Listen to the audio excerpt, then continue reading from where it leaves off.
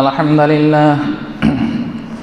الحمد لله نحمده ونستعينه ونستغفره ونعوذ بالله من شرور أنفسنا ومن سيئات أعمالنا من يهده الله فلا مضل له ومن يضلل فلا هادي له وأشهد أن لا إله إلا الله وحده لا شريك له وأشهد أن محمدا عبده ورسوله أما بعد فإن خير الحديث كتاب الله وخير الهدي هدي محمد صلى الله عليه وسلم وشر الأمور محدثاتها وكل محدثة بدعة وكل بدعة ضلالة وكل ضلالة في النار. أعوذ بالله من الشيطان الرجيم. بسم الله الرحمن الرحيم. وما هذه الحياة الدنيا إلا لهو ولعب وإن الدار الآخرة لهي الحيوان لو كانوا يعلمون. وقال النبي صلى الله عليه وسلم لو كانت الدنيا تعدل عند الله جناح بعوضة ما سقى كافرا منا شربة ماء. صحیح الترغیب والترہیب.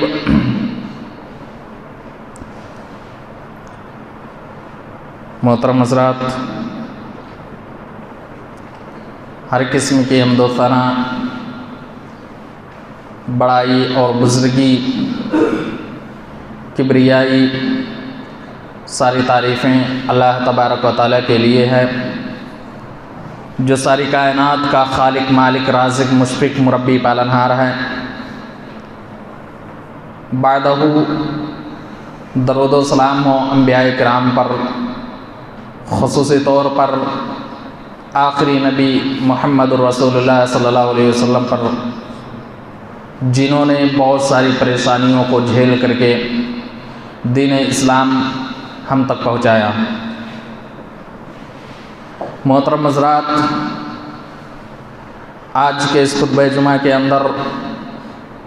موضوع ہے دنیا اسلام کی نظر میں. اللہ تبارک و تعالیٰ نے اس کائنات کے اندر انسانوں کو پیدا کیا تو پیدا کرنے کا جو مقصد تھا، قرآن حکیم کے اندر اس مقصد کی بھی وضاحت کر دی ہے اور فرمایا وَمَا خَلَقْتُ الْجِنَّ وَالْإِنسَ إِلَّا لِيَعْبُدُونَ، کہ ہم نے جناتوں اور انسانوں کو اس لیے پیدا کیا تاکہ وہ میری عبادت کریں. معلوم یہ چلا کہ اللہ تبارک و تعالیٰ نے جو انسانوں کو پیدا کیا ہے، وہ پیدا کرنے کا مقصد اللہ تبارک و تعالیٰ کا جو تھا وہ عبادت ہی تھا، تاکہ بندے اس دنیا کے اندر رب کی عبادت کر کے اللہ تبارک و تعالیٰ کو راضی کر کے قیامت کے دن جنت کا حقدار بن جائیں، جہنم کے عذاب سے وہ بچ جائیں. لیکن افسوس کے ساتھ کہنا پڑتا ہے کہ آج ہم دنیا اور دنیائی زندگی میں پڑھ کر کے، دنیا کی خوبصورتیوں میں پڑھ کر کے، ہم اللہ تبارک و تعالیٰ کی عبادت سے دور ہو کر کے ہم آخرت کو برباد کرتے ہوئے جا رہے ہیں. محترم حضرات، جس دنیا کے لیے ہم پیچھے پڑے ہوئے ہیں، جس دنیا حاصل کرنے کے لیے 24 گھنٹہ محنت کرتے ہیں کہ یہ دنیا مل جائے، آئیے سب سے پہلے ہم اس بات کی وضاحت کرتے ہیں کہ یہ دنیا اسلام کی نظر میں کیا ہے. صحیح مسلم شریف کی روایت ہے، نبی اکرم صلی اللہ علیہ وسلم نے فرمایا مَا الدُّنْيَا فِي الْآخِرَةِ إِلَّا مِثْلُ مَا يَجْعَلُ أَحَدُكُمْ إِصْبَعَهُ هَذِهِ وَأَشَارَ بِالسَّبَّابَةِ فِي الْيَمِّ فَلْيَنْظُرْ بِمَا يَرْجِعُ. رواہ مسلم. نبی اکرم صلی اللہ علیہ وسلم نے مثال دے کر کے سمجھایا کہ دنیا اپنی تمام تر خوبصورتیوں اور رعنائیوں کے ساتھ، تمام تر زینتوں کے ساتھ آخرت کے مقابلے میں بالکل حقیر ہے، کمتر ہے۔ مثال دے کر کے اللہ کے نبی نے فرمایا مَا الدُّنْيَا فِي الْآخِرَةِ إِلَّا مِثْلُ مَا يَجْعَلُ أَحَدُكُمْ، کہ یہ دنیا آخرت کے مقابلے میں ایسے ہے جیسے کوئی شخص اپنی انگلی کو سمندر کے اندر داخل کرے، پھر انگلی کو نکال کر کے دیکھے کہ اس کے انگلی پر کتنا پانی لگا ہوا ہے۔ یعنی اس حدیث کے اندر اللہ کے رسول صلی اللہ علیہ وسلم اس بات کی طرف اشارہ کر رہے ہیں کہ جس طرح ایک انسان جب اپنے انگلی کو سمندر کے اندر داخل کرتا ہے اور پھر انگلی کو نکالتا ہے تو جو پانی انگلی پر لگا ہوا ہوتا ہے وہ پانی بہت جلد خشک ہو جاتا ہے، ختم ہو جاتا ہے۔ اسی طرح یہ دنیا بہت جلد ختم ہونے والی ہے، یہ مٹنے والی ہے۔ اور جس طرح سمندر کا پانی باقی رہنے والا ہے، ختم ہونے والا نہیں ہے، اسی طرح آخرت کبھی ختم ہونے والی نہیں ہے۔ مثال دے کر کے اللہ کے رسول صلی اللہ علیہ وسلم نے سمجھا دیا کہ جس طرح انگلی پہ لگا ہوا پانی بہت جلد ختم ہو جائے گا، بہت جلد ختم ہو جاتا ہے، اسی طرح دنیا بہت جلد ختم ہو جائے گی اور سمندر کا پانی جو باقی رہنے والا ہے، اسی طرح آخرت بھی ہمیشہ باقی رہنے والی ہے۔ تو دنیا کی زندگی کتنی لمبی کیوں نہ ہو جائے، آخرت کے مقابلے میں بہت ہی کمتر ہے، بہت ہی حقیر ہے۔ اس کا اندازہ آپ اس بات سے لگا سکتے ہیں کہ قیامت کے دن جب کفار قیامت کی ہولناکیوں کو دیکھیں گے تو وہ کہیں گے کہ ہم دنیا کے اندر تو ایک چھوٹا سا وقت گزار کر کے آئے، چھوٹے سے زندگی گزار کر کے آئے ہیں۔ اللہ تبارک و تعالیٰ قرآن حکیم کے اندر ارشاد فرماتا ہے كَأَنَّهُمْ يَوْمَ يَرَوْنَ مَا يُوعَدُونَ لَمْ يَلْبَثُوا إِلَّا سَاعَةً مِّن نَّهَارٍ، کہ جب قیامت کے دن کفار قیامت کی ہولناکیوں کو دیکھیں گے، جس قیامت کے بارے میں دنیا کے اندر وعدہ کیا جا رہا تھا، جب یہ کفار قیامت کی ہولناکیوں کو دیکھیں گے تو وہ کہیں گے لم یلبثوا الا ساعۃ من نہار، کہ ہم تو دنیا کے اندر ایک مختصر سی گھڑی گزار کر کے آئے ہیں۔ وہ آدمی جو 60 سالہ اپنی زندگی گزارتا ہے، 100 سالہ دنیا کے اندر اپنی زندگی گزارتا ہے، قیامت کے دن قیامت کی ہولناکیوں کو دیکھنے کے بعد اسے ایسا محسوس ہوگا کہ دنیا کے اندر ایک چھوٹی سی گھڑی ہم گزار کر کے آئے ہیں۔ تو معلوم یہ چلا کہ دنیا آخرت کے مقابلے میں بالکل حقیر ہے، کمتر ہے، اس کی زندگی آخرت کے مقابلے میں بالکل تھوڑی ہے۔ آخرت ہمیشہ باقی رہنے والی ہے۔ اب آئیے دیکھتے ہیں کہ یہ دنیا اللہ تبارک و تعالیٰ کے نزدیک کیا ہے۔ صحیح الترغیب و ترہیب کے اندر اللہ کے رسول صلی اللہ علیہ وسلم نے فرمایا لو كانت الدنيا تعدل عند الله جناح بعوضة ما سقى كافرا منا شربة ماء، کہ اگر یہ دنیا اللہ تبارک و تعالیٰ کے نزدیک ایک مچھر کے پر کے بھی برابر ہوتا تو اس کائنات کے اندر بسنے والے اللہ تبارک و تعالیٰ کسی کافر کو ایک گھونٹ پانی پینے کے لیے نہیں دیتا۔ جائے کہ اللہ تبارک و تعالیٰ کافروں کو مختلف قسم کی نعمتوں سے نوازتا۔ معلوم یہ چلا کہ یہ دنیا اللہ تبارک و تعالیٰ کے نزدیک ایک مچھر کے پر کے بھی برابر نہیں ہے۔ کیوں؟ اس لیے کہ اگر ایک مچھر کے پر کے برابر بھی ہوتا تو اس کائنات کے اندر بسنے والا کوئی کافر، اللہ تبارک و تعالیٰ کا انکار کرنے والا انسان ایک گھونٹ پانی پینے کے لیے ترس جاتا۔ تو پتہ یہ چلا کہ یہ دنیا، جس دنیا کے پیچھے ہم پڑے ہوئے ہیں، یہ دنیا رب کے نزدیک بھی ایک حقیر ہے، کمتر ہے، اللہ تبارک و تعالیٰ کے نزدیک ایک مچھر کے پر کے بھی برابر نہیں ہے۔ اب آئیے دیکھتے ہیں کہ محمد رسول اللہ صلی اللہ علیہ وسلم نے اس دنیا سے کتنا دل لگایا۔ سنن نسائی کی روایت ہے، راوی حدیث حضرت عبداللہ ابن مسعود رضی اللہ تعالیٰ عنہ، حضرت عبداللہ ابن مسعود رضی اللہ تعالیٰ عنہ وہ بیان کرتے ہیں کہ ایک مرتبہ نبی اکرم صلی اللہ علیہ وسلم کے پاس آیا، نام رسول اللہ صلی اللہ علیہ وسلم علی حصیر وقد اثر فی جنبہ فقام وقد اثر فی جنبہ فقلنا یا رسول اللہ۔ حضرت عبداللہ ابن مسعود کہتے ہیں کہ جب میں نبی اکرم صلی اللہ علیہ وسلم کے پاس آیا تو نبی اکرم صلی اللہ علیہ وسلم جس چٹائی پر لیٹے ہوئے تھے، جب آپ صلی اللہ علیہ وسلم اٹھتے ہیں تو آپ صلی اللہ علیہ وسلم کے جسم پر چٹائی کے نشانات ظاہر ہو جاتے ہیں۔ حضرت عبداللہ ابن مسعود رضی اللہ تعالیٰ عنہ نے اللہ کے رسول صلی اللہ علیہ وسلم سے فرمایا لَوِ اتَّخَذْنَا لَكَ وِطَاعًا فَقُلْنَا، فقال رسول اللہ صلی اللہ علیہ وسلم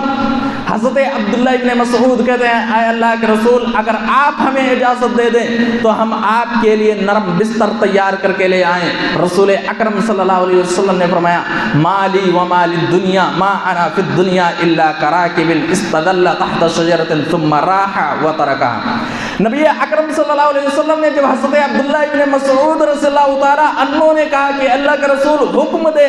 تو نرم بستر لے آئیں، تو نبی اکرم صلی اللہ علیہ وسلم نے کہا تھا اے عبداللہ ابن مسعود ہمارا اس دنیا سے کیا تعلق ہے؟ ہمارا تو اس دنیا سے صرف اتنا تعلق ہے جس طرح ایک انسان سایہ دار درخت کے نیچے بیٹھتا ہے، آرام کرتا ہے، پھر وہ اٹھ کر کے چلا جاتا ہے۔ یعنی ایک انسان جب دھوپ کی شدت میں وہ سفر کرتا ہے،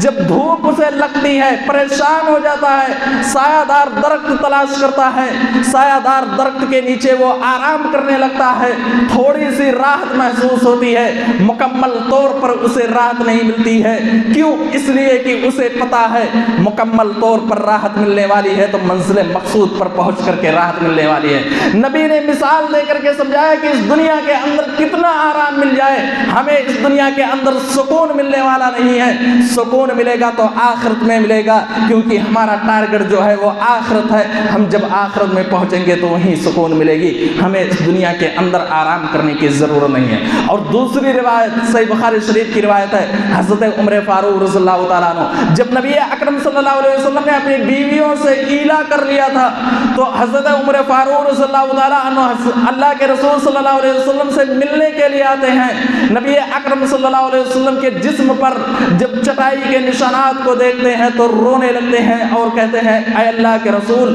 اے اللہ کے رسول، کیسر و کسریٰ کے جو بادشاہ ہیں، کیسر و کسریٰ کے جو بادشاہ ہیں وہ تو کتنے مالدار ہیں، کتنے آرام و آسائش میں اپنی زندگی گزار رہے ہیں، آپ تو اللہ کے رسول ہیں۔ نبی اکرم صلی اللہ علیہ وسلم نے کہا اے عمر تم کیوں رو رہے ہو؟ ہمارا اس دنیا سے کیا تعلق ہے؟ کیا تم اس بات پر راضی نہیں ہو کہ ان کے لیے دنیا ہے، ہمارے لیے آخرت ہے؟ تو کس قدر نبی اکرم صلی اللہ علیہ وسلم دنیا سے بے رغبتی برتا کرتے تھے، دنیا سے انہوں نے کبھی دل نہیں لگایا۔ نبی اکرم صلی اللہ علیہ وسلم دنیا سے کبھی دل نہیں لگایا، آخرت کی تیاری کیا کرتے تھے۔ نبی اکرم صلی اللہ علیہ وسلم کی حالات زندگی کو جب اٹھا کر کے دیکھو گے تو آپ کو پتہ چلے گا کہ اللہ کے رسول صلی اللہ علیہ وسلم جب اس دنیا کو چھوڑ کر کے گئے تو آخری رات حضرت عائشہ صدیقہ رضی اللہ تعالی عنہا نے عائشہ صدیقہ رضی اللہ تعالی عنہا نے جو چراغ جلایا تھا اور اس چراغ کے اندر جو تیل ڈالا تھا وہ پڑوسن سے ادھار لے کر کے وہ چراغ جلایا تھا۔ نبی اکرم صلی اللہ علیہ وسلم کے پاس جو تھوڑی بہت دولت تھی مرنے سے پہلے انہوں نے صدقہ کر دیا تھا۔ یہ نبی اکرم صلی اللہ علیہ وسلم کی حالات زندگی تھی۔ نبی اکرم صلی اللہ علیہ وسلم نے اس دنیا سے کبھی دل نہیں لگایا، لیکن آج افسوس کے ساتھ کہنا پڑتا ہے کہ آج ہم اس دنیا کے اندر دنیا اور دنیا کی مال و دولت کے پیچھے پڑے ہوئے ہیں، دنیا کی مال و دولت کے پیچھے پڑے ہوئے ہیں۔ 24 گھنٹے ہم دنیا حاصل کرنے کے لیے رات دن محنت کرتے ہیں، آخرت کو بھول بیٹھے ہوئے ہیں۔ اور بہت سارے ایسے مسلمان مل جائیں گے جن کے پاس مال و دولت کے انبار ہیں اور وہ اپنی مال و دولت کو اس قدر وہ سمیٹ کر کے رکھتے ہیں جیسے لگ رہا ہے کہ یہ مال و دولت قبر کے اندر لے کر کے جانے والے ہیں یا انہیں اس دنیا کو چھوڑ کر کے جانا ہی نہیں ہے۔ ایسے لوگوں کو نبی اکرم صلی اللہ علیہ وسلم کی یہ حدیث یاد کرنی چاہیے، یاد رکھنی چاہیے کہ نبی اکرم صلی اللہ علیہ وسلم نے کیا فرمایا تھا۔ سنن نسائی کی روایت ہے، حضرت عبداللہ ابن شخیر رضی اللہ تعالیٰ عنہ راوی حدیث ہے۔ حضرت عبداللہ ابن شخیر رضی اللہ تعالیٰ عنہ راوی حدیث وہ بیان کرتے ہیں کہ جب میں نبی اکرم صلی اللہ علیہ وسلم کے پاس آیا تو نبی اکرم صلی اللہ علیہ وسلم نے سورہ تکاثر کی آیت کریمہ تلاوت کی تھی اور کہا تھا الہاکم التکاثر حتی زرتم المقابر، کہ زیادتی مال نے لوگوں کو برباد کر دیا ہے یہاں تک کہ وہ قبر کے اندر پہنچ جائے۔ پھر نبی اکرم صلی اللہ علیہ وسلم نے فرمایا یقول ابن آدم مالی مالی، ابن آدم ہمیشہ کہتا ہے میرا مال میرا مال میرا مال، اللہ کے نبی فرماتے ہیں حلقہ من مالکا یا ابن آدم، اے ابن آدم بتا تیرا مال کیسا تیرا مال ہے؟ تیرا مال تو وہ ہے جو دنیا کے اندر تو نے 3 طریقے سے استعمال کر لیا۔ پہلی چیز ما اکلت فافنیت، جو تو نے کھایا ختم کر دیا، یہ تیرے استعمال میں آ گیا۔ او لبست فابلیت، جو تو نے پہنا پرانا کر دیا، یہ تیرے استعمال میں آ گیا۔ او تصدقت فامضیت، جو تو نے صدقہ و خیرات کر دیا، جو تو نے صدقہ و خیرات کر دیا، یہ بھی برباد نہ جائے گا، قیامت کے دن رب کی عدالت میں یہ تیرا استقبال کرے گا۔ تو 3 طریقے سے جو دنیا کے اندر انسان نے اپنے مال کو استعمال کیا، کھایا ختم کر دیا، پہنا پرانا کر دیا، اور جو صدقہ و خیرات کیا، وہ 3 طریقے سے جو دنیا کے اندر اس نے استعمال کیا، یہی اس کو فائدہ ملا۔ باقی جو مال اس نے دنیا کے اندر چھوڑ دیا اسے فائدہ ملنے والا نہیں ہے۔ میرے بھائیو، آج اس حدیث کے مطابق اگر ہم زندگی گزارے تو دنیا اور آخرت دونوں جہان میں ہم کامیاب ہو سکتے ہیں، لیکن افسوس کے ساتھ کہنا پڑتا ہے کہ آج جب ہم معاشرے کے اوپر نظر دوڑاتے ہیں تو ہمیں پتہ چلتا ہے کہ نبی نے جو 1400 سال پہلے قیامت کی نشانیوں کے بارے میں بتلایا تھا، قیامت کی نشانیوں کے بارے میں جو بتلایا تھا، وہ چھوٹی چھوٹی نشانیاں آج ہمارے سماج اور معاشرے کے اندر ظاہر ہوتی چلی جا رہی ہیں۔ صحیح مسلم شریف کی روایت ہے، نبی اکرم صلی اللہ علیہ وسلم نے فرمایا تھا یبیع دینہ بارض من الدنیا، کہ میری امتیوں میں ایسے لوگ پائے جائیں گے جو دنیا حاصل کرنے کے لیے وہ دین کو بیچ ڈالیں گے، ایمان کا سودا کر ڈالیں گے۔ یقیناً بہت سارے ایسے مسلمان مل جائیں گے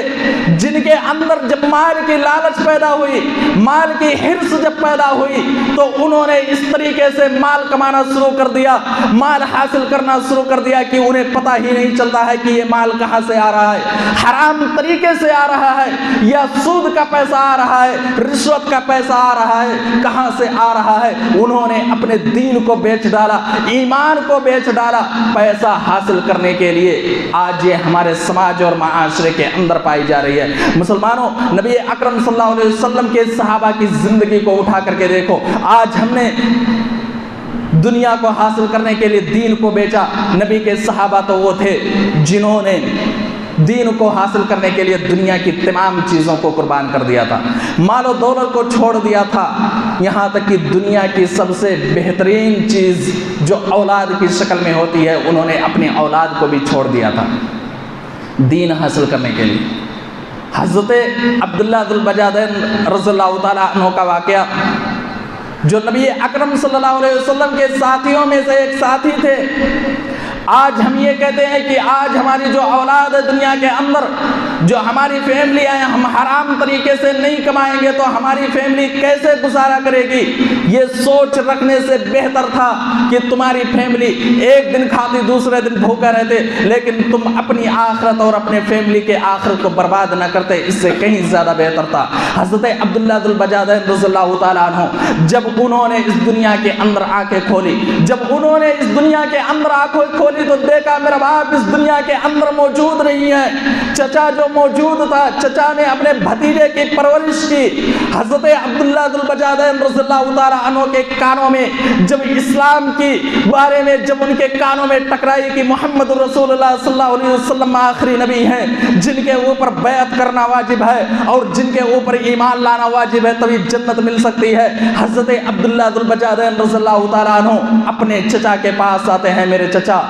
میں جا رہا ہوں مکہ، میں جا رہا ہوں محمد رسول اللہ صلی اللہ علیہ وسلم کے ہاتھ پر بیعت کرنے کے لیے۔ چچا نے کہا میرے بھتیجے اگر تو جا رہا ہے کوئی بات نہیں، لیکن تجھے قلاص ہو کر کے جانا پڑے گا، فقیر ہو کر کے جانا پڑے گا، غریب ہو کر کے جانا پڑے گا، ساری مال و دولت چھوڑ کر کے جانا پڑے گا۔ یہ بکریاں چرایا کرتے تھے۔ حضرت عبداللہ ذو البجادین رضی اللہ تعالیٰ عنہ جن کا کفر کی حالت میں ان کا نام عبد العزیٰ تھا، پھر اللہ کے رسول صلی اللہ علیہ وسلم نے ان کا نام بدل دیا تھا۔ انہوں نے کہا کوئی بات نہیں، ہم ساری چیزیں چھوڑنے کے لیے تیار ہیں۔ چچا نے کہا میرے بھتیجے عبداللہ، میرے بھتیجے عبدالعزیٰ تو جا رہا ہے کوئی بات نہیں، لیکن تیرے جسم پر یہ جو چھوٹا کپڑا ہے جس سے تو شرمگاہ کو ڈھکے ہوئے ہے، یہ کپڑا بھی نکال کر کے دے دے۔ حضرت عبداللہ ذو البجادین رضی اللہ تعالیٰ عنہ نے کہا میرے چچا اگر یہ چھوٹا سا کپڑا اسلام لانے میں رکاوٹ پیش آ رہا ہے تو یہ چھوٹا سا کپڑا لے لے، یہ چھوٹا کپڑا بھی تجھے مبارک ہو۔ ننگے کی حالت میں پہنچ گئے ہیں، ماں کے پاس پہنچتے ہیں، دروازہ کھٹکھٹاتے ہیں، ماں نے دروازہ کھولا، دیکھا میرا بیٹا ننگا کھڑا ہوا ہے، ماں نے دروازہ بند کر لیا۔ بیٹے نے کہا میری ماں ایک کپڑا تو مجھے دے دے۔ حضرت ذوالبجادین رضی اللہ تعالی عنہ کی ماں نے ایک کمبل دیا، ایک چادر دیا، اندر سے پھینک دیا۔ حضرت عبداللہ رضی اللہ تعالی عنہ نے اس کمبل کو لیا، اپنے شرمگاہ کو چھپایا، اور اسی حالت میں محمد رسول اللہ صلی اللہ علیہ وسلم کے دربار میں پہنچتے ہیں۔ محمد رسول اللہ صلی اللہ علیہ وسلم کے دربار میں پہنچتے ہیں، اسلام لے آتے ہیں۔ اللہ کے نبی نے انہیں اصحاب صفہ میں شامل کر لیا تھا، اسی مسجد میں بیٹھ کر کے یہ قرآن کی تلاوت کیا کرتے تھے۔ حضرت عمر فاروق رضی اللہ تعالیٰ عنہ، حضرت عمر فاروق رضی اللہ تعالیٰ عنہ کے کانوں میں جب حضرت عبداللہ ذوالبجادین رضی اللہ تعالیٰ عنہ کے قرآن کی تلاوت گونجی، جو زور زور سے پڑھ رہے تھے، تو انہوں نے ان کو منع کیا، ڈانٹا، انہیں روکا۔ نبی نے کہا اے عمر انہیں چھوڑ دو، انہوں نے تو ساری چیزیں اللہ کے راستے میں قربان کر کے اسلام لے آئے ہیں، ساری چیزیں انہوں نے اللہ کے راستے میں قربان کر دیا۔ یہ نبی کے صحابہ تھے جو دین حاصل کرنے کے لیے دنیا کی تمام چیزوں کو انہوں نے قربان کر دیا۔ صحابہ اس دنیا سے انتقال کر جاتے ہیں، ان کے پیچھے کوئی چیز نہیں ہے۔ نبی اس دنیا سے انتقال کر جاتے ہیں، ان کے پیچھے کوئی چیز نہیں ہے۔ حضرت صہیب رضی اللہ تعالیٰ عنہ جو کفر کی حالت میں بہت بڑے مالدار تھے، جو ایک کپڑا پہن لیا کرتے تھے، دوبارہ اس کپڑے کو استعمال نہ کیا کرتے تھے، لیکن اسلام کی حالت میں جب ان کا انتقال ہوتا ہے، دفن کیا جاتا ہے، جو کفن ہے ان کے پیر کو ڈھانکا جاتا ہے تو چہرہ کھل جاتا ہے، چہرے کو ڈھانکا جاتا ہے تو پیر کھل جاتا ہے۔ یہ نبی اکرم صلی اللہ علیہ وسلم کے صحابہ کی کنڈیشن تھی جو نبی نے اپنے صحابہ کو تعلیم دی تھی، اور صحابہ اس دنیا کے اندر آخرت کے لیے تیاری کی جو دنیا کے پیچھے کبھی نہیں پڑے۔ محمد رسول اللہ صلی اللہ علیہ وسلم کو اللہ تبارک و تعالیٰ نے یہ اختیار دیا تھا، اے نبی اگر آپ کو تو ہم آپ کے لیے وادی بطحا کو سونا بنا دیں۔ سنن ترمذی کی روایت ہے، حضرت ابو امامہ باہلی رضی اللہ تعالیٰ عنہ راوی حدیث ہیں، وہ بیان کرتے ہیں کہ اللہ تبارک و تعالیٰ نے اپنے نبی سے کہا اے میرے نبی اگر آپ مجھے حکم دے دو تو میں آپ کے لیے وادی بطحا کو سونا بنا دوں۔ نبی اکرم صلی اللہ علیہ وسلم نے کہا لا یا ربی نہیں اے میرے رب، میں یہ نہیں چاہتا ہوں کہ میری زندگی مالداری میں گزرے، میں تو یہ چاہتا ہوں کہ میری زندگی مسکینے میں گزرے، مسکینی کی حالت میں گزرے۔ فَإِذَا جُعْتُ تَضَرَّعْتُ إِلَيْكَ وَذَكَرْتُكَ، میں یہ چاہتا ہوں کہ ایک دن بھوکا رہوں تو ایک دن سکم شیر ہو جاؤں۔ جب میں بھوکا رہوں گا تیرے دربار میں حاضر ہوں گا، روؤں گا، گڑ گڑاؤں گا، تجھ سے فریاد کروں گا، تیرا ذکر کروں گا۔ وَإِذَا شَبِعْتُ شَكَرْتُكَ وَحَمِدْتُكَ، اور جب میں سکم شیر ہو جاؤں گا تیرے پاس آؤں گا، تیرا شکر ادا کروں گا، تیری تحمید بیان کروں گا۔ اللہ تبارک و تعالیٰ نے اپنے آخری نبی محمد رسول اللہ صلی اللہ علیہ وسلم نے کو یہ اختیار دیا ہے میرے نبی اگر آپ کو تو میں آپ کے لیے وادی بطحا کو سونا بنا دوں۔ نبی نے یہ ساری چیزیں ٹھکرا دی اور کہہ دیا اے اللہ میں یہ چاہتا ہوں کہ مسکینی کی حالت میں زندگی گزاروں اور مسکینی کی حالت میں قیامت کے دن اٹھوں۔ اللہ کے رسول صلی اللہ علیہ وسلم نے اس کی وضاحت بھی فرما دی تھی کہ یہ دنیا کی مال و دولت، یہ دنیا کی مال و دولت جس کے پیچھے ہم پڑے ہوئے ہیں، یہ دنیا کی مال و دولت انسان کو قیامت کے دن کامیابی نہیں دلا سکے گی۔ نبی اکرم صلی اللہ علیہ وسلم نے اس انسان کے بارے میں بتلا دیا تھا جو دنیا کا سب سے بڑا مالدار ہوگا، قیامت کے دن وہ بھکاریوں کی شکل میں کھڑا ہوگا۔ صحیح بخاری شریف کی روایت ہے، حضرت ابو ذر غفاری رضی اللہ تعالیٰ عنہ راوی حدیث ہے۔ حضرت ابو ذر غفاری رضی اللہ تعالیٰ عنہ کہتے ہیں ایک رات میں نبی اکرم صلی اللہ علیہ وسلم کے پاس آیا۔ نبی اکرم صلی اللہ علیہ وسلم رات کی تاریکی میں اکیلے گھوم رہے تھے۔ جب انہوں نے مجھے دیکھا تو کہا اے ابو ذر تم میرے پاس آؤ۔ حضرت ابو ذر غفاری رضی اللہ تعالیٰ عنہ کہتے ہیں جب میں آپ صلی اللہ علیہ وسلم کے پاس آیا تو نبی نے کہا تھا ان المکثرین هم المقلون یوم القیامہ الا من آتاہ اللہ خیرا فنفح فیہ یمینہ شمالہ، کہ جو دنیا کے اندر سب سے زیادہ مالدار ہوگا، سب سے زیادہ دولت والا ہوگا، قیامت کے دن رب کی عدالت میں سب سے بڑا بھکاری بن کر کے آئے گا۔ ان المکثرین هم المقلون یوم القیامہ الا من آتاہ اللہ خیرا،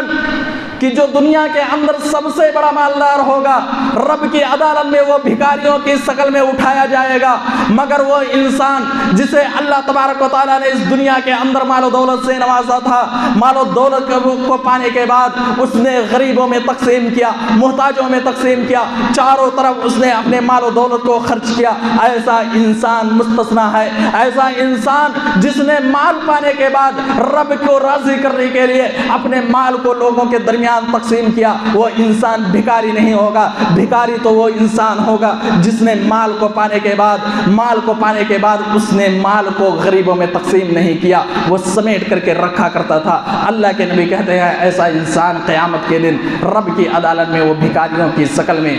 کھڑا ہوگا۔ میرے بھائیو، اگر چاہتے ہو کہ رب کو راضی کر لو تو مال و دولت اللہ تبارک و تعالیٰ کے راستے میں یہ تقسیم کرنا پڑے گا۔ اسی لیے نبی اکرم صلی اللہ علیہ وسلم نے یہ مال سانپ کے مانند بتلایا تھا۔ جس طرح انسان کو جب سانپ ڈس لیتا ہے تو انسان کی زندگی ختم ہو جاتی ہے، انسان کو بچنا مشکل ہو جاتا ہے، اسی طرح یہ مال کی لالچ جب انسان کے دل کے اندر پیدا ہو جاتی ہے تو انسان کے دین ختم ہو جاتا ہے، اس کا ایمان کا جنازہ نکل جاتا ہے۔ نبی اکرم صلی اللہ علیہ وسلم نے ارشاد فرمایا، صحیح الجامع کی روایت ہے، نبی اکرم صلی اللہ علیہ وسلم نے فرمایا ما ذئبان جائعان ارسل فی غنم بافسد لها من مال من حرص الرجل علی المال، کہ دو خونخوار بھوکے بھیڑیے کو بکریوں کے ریوڑ میں چھوڑ دیا جائے تو وہ اتنے نقصان نہیں پہنچائیں گے جتنا کہ جب انسان کے دل کے اندر مال کی لالچ عہدہ اور منصب کی حرص پیدا ہو جاتی ہے، جتنا نقصان یہ دونوں چیزیں اس کے دین پر پہنچاتی ہیں اتنا یہ دو خونخوار بھوکے بھیڑیے کو جب کسی ریوڑ کے اندر، بکریوں کے ریوڑ کے اندر ڈال دیا جائے تو وہ اتنا نقصان نہیں پہنچائیں گے۔ یقیناً آج دنیا کے اندر جب انسان کے دل کے اندر مال کی لالچ پیدا ہو جاتی ہے تو انسان وہ پرواہ نہیں کرتا ہے کہ یہ مال کہاں سے آ رہا ہے، حرام کمائی کے ذریعے سے آ رہا ہے، کہاں سے آ رہا ہے، وہ پرواہ نہیں کرتا ہے۔ اسی طرح جب انسان کے دل کے اندر عہدہ اور منصب حاصل کرنے کی لالچ پیدا ہو جاتی ہے تو انسان وہ غلط کام کرنے کے لیے بھی تیار ہو جاتا ہے۔ بہت سارے ایسے نیتاؤں کو آپ نے دیکھا ہوگا جو مسلمان ہیں، جو لا الہ الا اللہ کا اقرار کرنے والے ہیں، ان کے دل کے اندر جب عہدہ اور منصب کی لالچ پیدا ہو گئی تو انہوں نے مندروں میں جا کر کے انہوں نے پوجا بھی کیا، انہوں نے مزاروں پر جا کر کے انہوں نے چادریں بھی چڑھائی، اور انہوں نے اوٹ حاصل کرنے کے لیے شراب کھانے کی اڈوں کو بھی فری کرایا، اور انہوں نے ناچ گانے کی محفلوں کو بھی لگایا۔ یہ عہدہ اور منصب کی لالچ جب انسان کے دل کے اندر پیدا ہو جاتی ہے تو یہ دونوں چیزیں انسان کے دین کو تباہ و برباد کر دیتی ہے۔ یہ بہت ہی خطرناک چیز ہے۔ اسی لیے نبی اکرم صلی اللہ علیہ وسلم نے کہا تھا، میرے امت کے لوگوں، میرے صحابہ، مجھے جس چیز کا ڈر ہے وہ دنیا کی مال و دولت، میری امت کے اوپر جس چیز کا ڈر ہے وہ دنیا کی مال و دولت ہی ہے۔ صحیح بخاری شریف کی روایت ہے، حضرت عمر بن عوف رضی اللہ تعالیٰ عنہ راوی حدیث ہے، حضرت عمر بن عوف رضی اللہ تعالیٰ عنہ راوی حدیث ہے کہ نبی اکرم صلی اللہ علیہ وسلم نے جب حضرت ابو عبیدہ بن جراح رضی اللہ تعالیٰ عنہ کو بحرین کی طرف بھیجا تھا، بحرین کی طرف ان کو روانہ کیا تھا جزیہ وصول کرنے کے لیے، جب یہ مال و دولت لے کر کے واپس لوٹتے ہیں، انصاری صحابہ فجر کی نماز میں حاضر ہوتے ہیں، اللہ کے نبی نے انصاریوں کو دیکھ کر کے مسکرانے لگے اور کہا، اے انصاریوں، تمہیں پتہ چل گیا ہوگا ابو عبیدہ بن جراح رضی اللہ تعالیٰ عنہ کے بارے میں؟ انہوں نے کہا، ہاں اللہ کے رسول، ہمیں معلوم ہے کہ وہ مال و دولت لے کر کے آئے ہیں اور آج یہ مال و دولت تقسیم ہونے والا ہے۔ نبی اکرم صلی اللہ علیہ وسلم نے کہا، اے انصاریوں، خوش ہو جاؤ، وہ چیز تمہیں ملے گی جس امید کے ساتھ تم نماز میں حاضر ہوئے ہو۔ پھر نبی اکرم صلی اللہ علیہ وسلم نے کہا، اللہ کی قسم، یہ فقر و فاقہ، اس چیز سے میں نہیں ڈرتا ہوں میرے امت کے اوپر، بلکہ میں اس چیز سے ڈرتا ہوں کہ یہ دنیا تمہارے اوپر کشادہ کر دی جائے جائے گی، یہ دنیا تمہارے اوپر کشادہ کر دی جائے گی، پھر تم بھی دین سے غافل ہو جاؤ گے، اللہ کو بھول جاؤ گے، جس طرح تم سے پہلے کی امتیوں پر جب دنیا کشادہ کر دی گئی تھی، جب ان کے پاس مال و دولت آ گیا تھا تو وہ اللہ سے غافل ہو گئے تھے، دین کو چھوڑ دیا تھا، اللہ تبارک و تعالیٰ بھی ان کو بھول گئے، اللہ تبارک و تعالیٰ بھی ان کو بھلا دیا تھا، اللہ تبارک و تعالیٰ نے بھی ان کو دین سے ہٹا دیا تھا۔ جب ان لوگوں نے مال و دولت پانے کے بعد دین سے غافل ہو گئے تھے تو اللہ کے نبی جناب محمد مصطفیٰ صلی اللہ علیہ وسلم کو جس چیز سے ڈر تھا وہ چیز ہے مال و دولت ہے، کہ جب انسان مال و دولت پا لیتا ہے، جب اس کے پاس مال و دولت آتی ہے تو وہ دین سے دھیرے دھیرے وہ دور ہوتا چلا جاتا ہے۔ یقیناً آج سماج اور معاشرے کا جائزہ لے لو، سماج اور معاشرے کا جائزہ لے لو، آپ کو معلوم چلے گا، آپ کو پتہ چل جائے گا کہ جو لوگ دین کی طرف سب سے زیادہ ہیں وہ غریبی کی حالت میں زندگی گزارنے والے ہیں، جو میڈیم کلاس کے ہیں وہی زیادہ دین کی طرف بڑھنے والے ہیں۔ تو نبی اکرم صلی اللہ علیہ وسلم نے فرمایا تھا، اور یقیناً ایک انسان مال و دولت حاصل کرنے کے لیے اتنی محنت کرتا ہے اور اس کا پیٹ مال و دولت سے کبھی نہیں بھرتا ہے۔ صحیح بخاری شریف کی روایت ہے، نبی اکرم صلی اللہ علیہ وسلم نے فرمایا تھا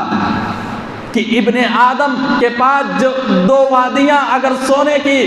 دو وادیاں مال و دولت کی دے دی جائے تو وہ انسان تیسری وادی کے تلاش میں نکل جاتا ہے۔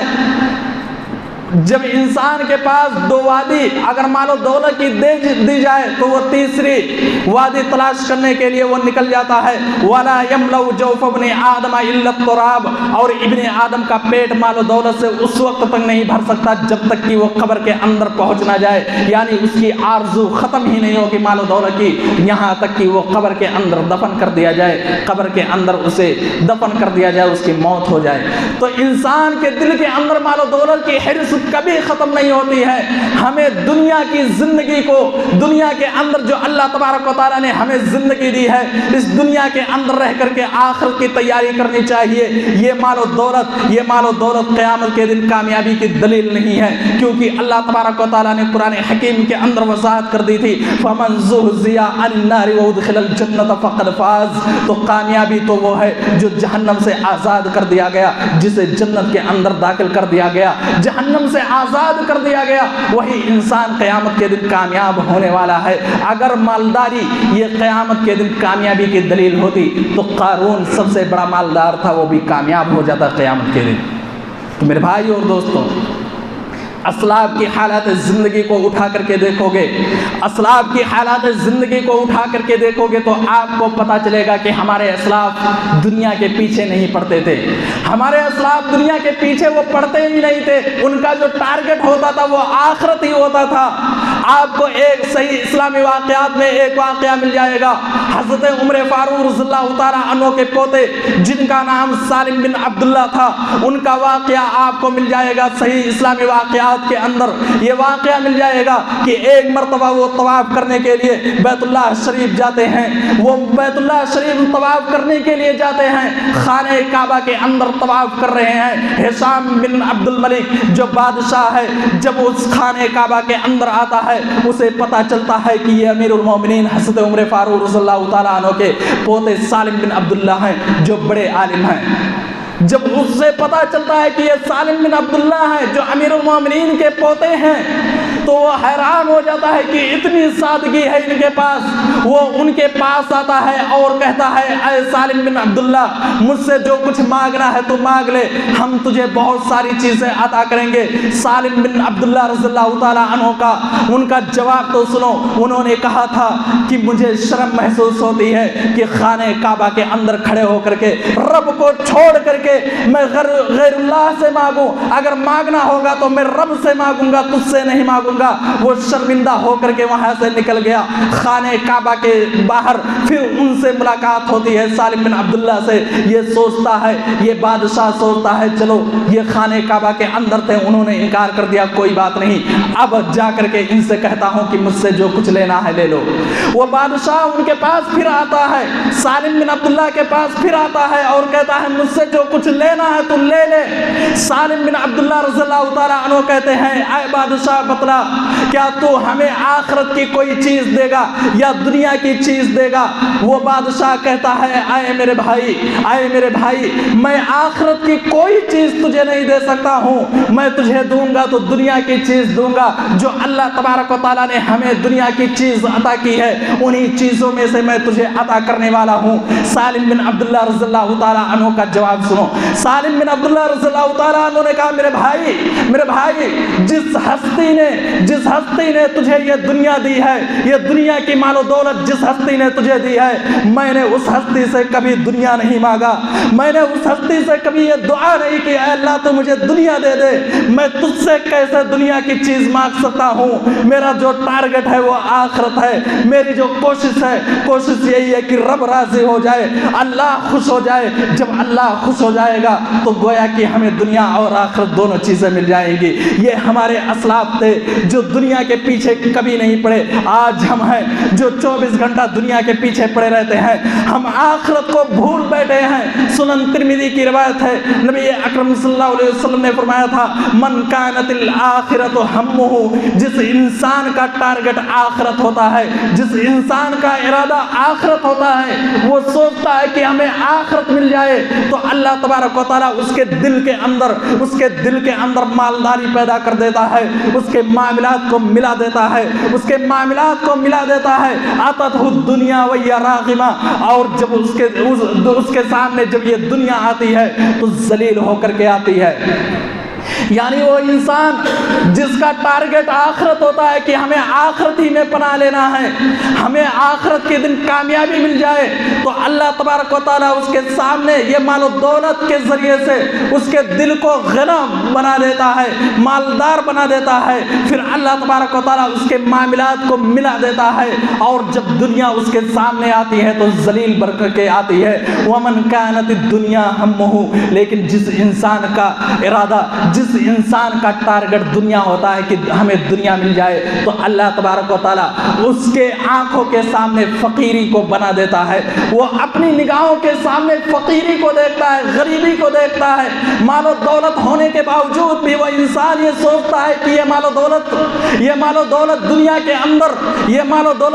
کے اندر ہمارے لیے کافی نہیں ہے۔ وہ ہمیشہ چین و سکون میں نہیں رہتا ہے، اس کی چین و سکون ختم ہو جاتی ہے۔ جو انسان جس کا ٹارگٹ دنیا ہوتا ہے اس انسان کی چین و سکون ختم ہو جاتی ہے۔ اللہ تبارک و تعالیٰ اس کے سامنے فقیری کو لا دیتا ہے، اور اللہ تبارک و تعالیٰ اس کے سامنے فقیری کو لا دیتا ہے۔ اس کے جو تمام معاملات ہوتے ہیں ان معاملات کو اللہ تبارک و تعالیٰ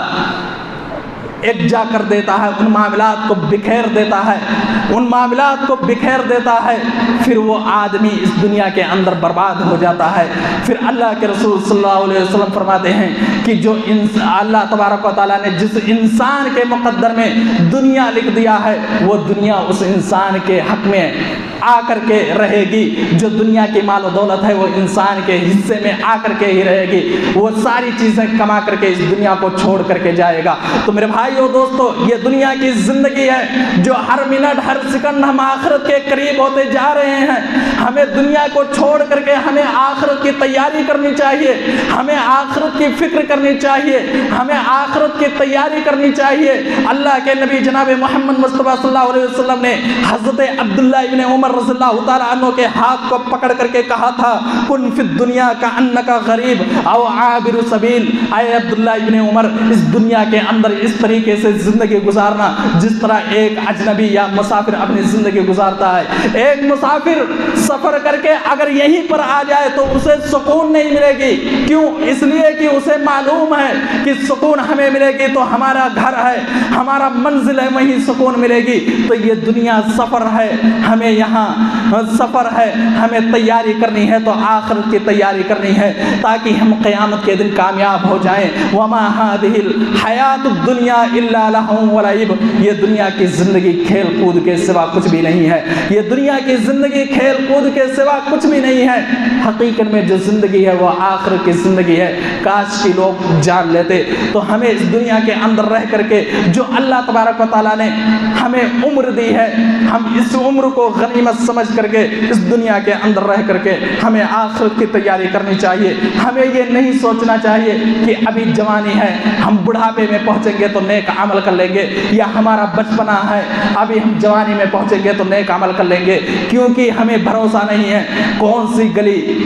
سی گلی سے ہم گزرے وہ آخری گلی ہو، کون سا سورج ہم دیکھیں وہ سورج آخری دن ہو، اور کون سی رات ہو جو ہمارا آخری رات بن جائے۔ اسی لیے نبی نے کہا تھا اذا امسیت فلا تنتظر الصباح، شام ہو جائے تو صبح کا انتظار نہ کرو، شام ہو جائے تو صبح کا انتظار نہ کرو، یعنی اگر تم سے غلط کام ہو جائے، گناہ ہو جائے، فوراً توبہ کر لو، نیک عمل کرنا ہو فوراً کر لو، یہ مت ٹالو کہ میں کل کر لوں گا۔ وَإِذَا أَصْبَحْتَ فَلَا تَنتَظِرِ الْمَسَاءَ، جب صبح ہو جائے تو شام کا انتظار مت کرو۔ تو یہ دنیا کی زندگی جو اللہ تبارک و تعالیٰ نے ہمیں دی ہے، یہاں ہمیں نیک عمل کرنی چاہیے، تیاری کرنی چاہیے، تاکہ قیامت کے دن اللہ تبارک و تعالیٰ کی عدالت میں ہم جواب دے سکیں۔ اللہ تبارک و تعالیٰ سے دعا بار الہ